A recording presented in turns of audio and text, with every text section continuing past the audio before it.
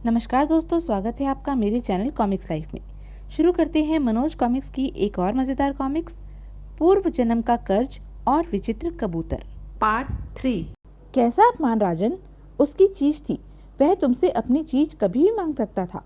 अव्वल तो उसके कहने से ही पहले तुम्हें उसकी स्वर्ण मुद्राएं वापस लौटा देनी चाहिए थी। खैर, जो कुछ हुआ बहुत बुरा हुआ। अब तुम्हें उसका परिणाम भुगतना ही पड़ेगा। कैसा परिणाम महात्मन? मैंने तुमसे पहले ही कहा था कि राम तीर्थ से ऋण लेते समय और लौटाते समय तुम्हें बिल्कुल भी क्रोध नहीं आना चाहिए। क्रोध में आकर तुमने बहुत बड़ा अनर्थ कर डाला है राजन। मरते समय राम तीर्थ ने तुम्हें जो श्राप दिया था वह शीघ्र ही पूरा होगा। आज से ठीक 5 दिन पश्चात तुम्हारी और तुम्हारे पुत्र की अकस्मात मृत्यु हो जाएगी। नहीं, ऐसा न कहिए मुनिवर, मैं अपने किए पर बहुत शर्मिंदा हूँ। मुझे क्षमा कर दीजिए। राजन, तुम्हें क्षमा देने वाला केवल राम तीर्थ ही था।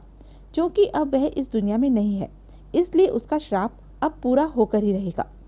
मुनिवर, लंपट सिंह ऋषि को पुकारता ही रह गया, लेकिन ऋषि अब एक पल भी वहां नहीं रुके। इस घटना के ठीक 5 दिन पश्चात एक रात्रि को, ओह, कैसी मूसलाधार वर्षा हो रही है महारानी। आकाश में बिजली भी रह रहकर चमक रही है। लगता है आज यह बिजली किसी न किसी पर कहर बनकर अवश्य टूटेगी। शुभ शुभ बोलिए महाराज, ऐसी अशुभ बातें मुंह से न निकालिए। तभी भयंकर गर्जना के साथ बिजली पुनः आकाश में चमकी। महारानी, ऐसे समय में युवराज को पालने में अकेला नहीं छोड़ना चाहिए। कहते हुए राजा लंपट सिंह दूसरे कक्ष में सोए युवराज को लेने चल पड़ा। जैसे ही लंपट सिंह युवराज के पालने के पास पहुंचा, आह, हाय, युवराज के कक्ष पर बिजली गिर पड़ी है। अब क्या होगा? युवराज और लंपट सिंह के प्राण लेकर बिजली भयंकर शोर मचाती हुई आकाश में चली गई। तत्पश्चात, हाय, यह क्या हुआ? मेरी मांग और गोद दोनों ही उजड़ गई। भगवान, तूने यह क्या किया? लंपट सिंह और युवराज की अकाल मृत्यु का समाचार सारे राज्य में फैल गया। लोग तरह तरह की बातें करने लगे। यह सब बेगुनाह राम तीर्थ की आह का परिणाम है। राजा लंपट सिंह को उसकी करने की सजा मिल ही गई, लेकिन युवराज बेमौत ही मारा गया। गेहूं के साथ घुन तो पिसता ही है। राजा लंपट सिंह और युवराज की चिता को एक साथ ही अग्नि दिखाई गई। कमंडल के जल में इतना सब कुछ देखने के पश्चात, मार्कंडे ऋषि, कमंडल के जल में अब तो कुछ भी दिखाई नहीं दे रहा है। राजन, लंपट सिंह की मौत के बाद कौशंबी नगर पर दूसरे राजाओं ने कब्जा कर लिया। इस प्रकार राजा लंपट सिंह के वंश का नाम लंपट सिंह की मृत्यु के साथ ही खत्म हो गया। ओह महाराज, इसका मतलब तो यह हुआ कि पूर्व जन्म में हमारा अंत बहुत दर्दनाक हुआ था। लंपट सिंह के रूप में हमने वास्तव में ही राम तीर्थ पर घोर जुल्म किया था। राजन, उदास न हो, यह सब कर्मों का फल है। पिछले जन्म में ना सही, इस जन्म में राम तीर्थ के ऋण को चुकाने का अवसर तुम्हें प्राप्त हुआ है। यही क्या कम है? ऋषिवर, एक बात मेरी समझ में नहीं आई। अपनी मृत्यु के पश्चात लंपट सिंह ने मेरे रूप में जन्म ले लिया और आज मैं करीब 40 वर्ष का हूँ, लेकिन राम तीर्थ इस समय ईश्वर देव के रूप में केवल 10 वर्ष का क्यों है? ऐसा क्यों, जबकि पूर्व जन्म में हम दोनों की मृत्यु एक ही समय में हुई थी? राजन, आपने यह बड़ा अच्छा प्रश्न पूछा है। आपके प्रश्न का उत्तर यह है कि लंपट सिंह की मृत्यु के पश्चात उसका विधिवत अंतिम संस्कार कर दिया गया था, इसलिए उसने मरते ही तुम्हारे रूप में जन्म ले लिया था। लेकिन राम तीर्थ के मरने के बाद उसका अंतिम संस्कार नहीं किया गया और उसके शव को चील कौवों ने नोच नोच कर खाया था। इसलिए 30 वर्षों तक राम तीर्थ की आत्मा इधर उधर भटकती रही। तब कहीं जाकर उसकी आत्मा ने ईश्वर देव के रूप में इस धरती पर जन्म लिया। यही कारण है कि तुम्हारी और ईश्वर देव की उम्र में इतना अंतर है। ऋषिवर, आप तो सब कुछ जानते हैं, तब यह भी बता दीजिए कि ईश्वर देव किसका पुत्र है और कुरील वन के जंगलों में यह कैसे पहुंचा? राजन, अभी इन प्रश्नों को हल करने का समय नहीं आया है। उचित समय आने पर आपको इन प्रश्नों का उत्तर अवश्य मिलेगा। ऋषिवर, 10 वर्ष के पश्चात ईश्वर देव हमें छोड़कर चला जाएगा, यह सोचकर मुझे अपार दुख हो रहा है। दुखी न हो राजन, अपना कर्ज वसूलने के साथ साथ ईश्वर देव कुछ कार्य ऐसे भी करके जाएगा कि तुम उसे कभी भूल नहीं पाओगे। तब मार्कंडे ऋषि को प्रणाम करके शारंग देव और ईश्वर देव वापस राजमहल लौट आए। अब ईश्वर देव राजमहल में रहकर ही पलने बढ़ने लगा।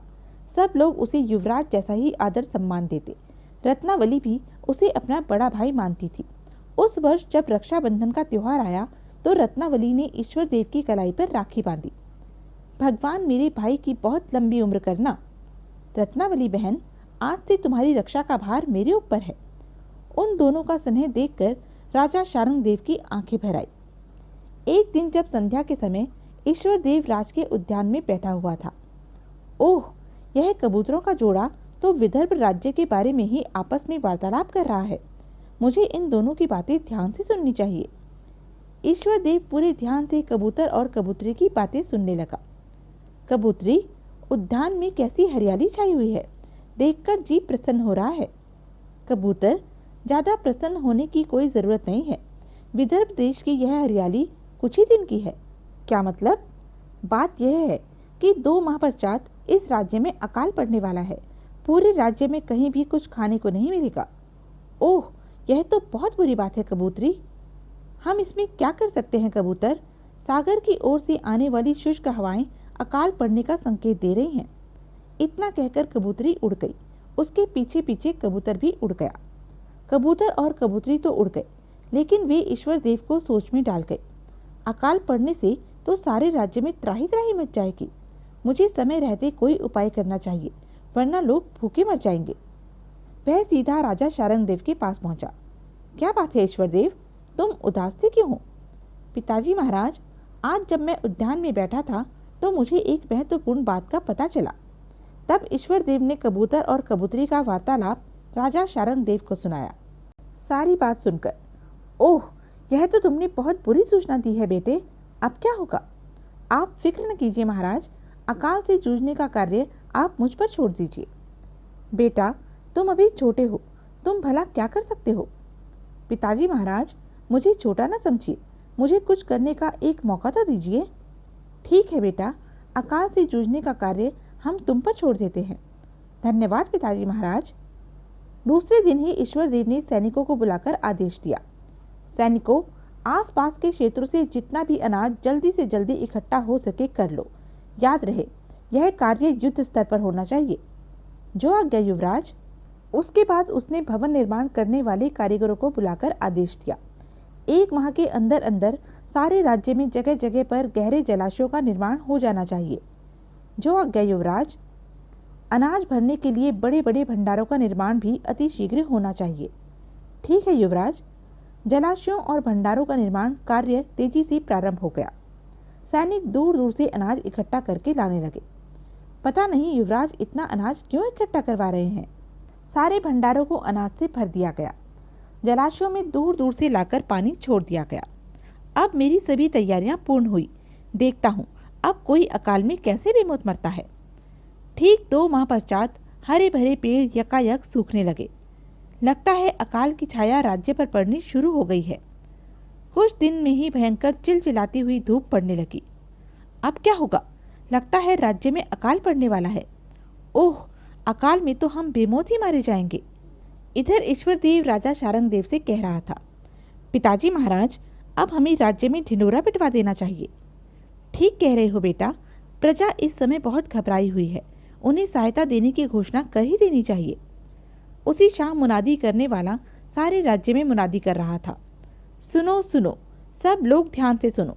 अकाल से किसी को भी घबराने की आवश्यकता नहीं है। जिसको भी जिस वस्तु की आवश्यकता हो वह निसंकोच राजमहल में आकर वह वस्तु भंडार से ले सकता है। अकाल से जूझने की पूरी तैयारियां समय रहते कर ली गई हैं। यह सुनकर समस्त लोगों में खुशी की लहर दौड़ गई। भंडारों में रखा अनाज प्रजा में बांटा जाने लगा। हमारे महाराज बहुत अक्लमंद है। समय रहते ही उन्होंने अकाल से जूझने का सारा प्रबंध कर लिया। जलाशयों का पानी पी पीकर लोग अपनी प्यास बुझाते। इस प्रकार अकाल की छाया विदर्भ देश पर पूरे 1 वर्ष तक रही। लेकिन ईश्वर देव की सूझबूझ से विदर्भ देश के लोग एक दिन भी भूखे प्यासे नहीं रह पाए।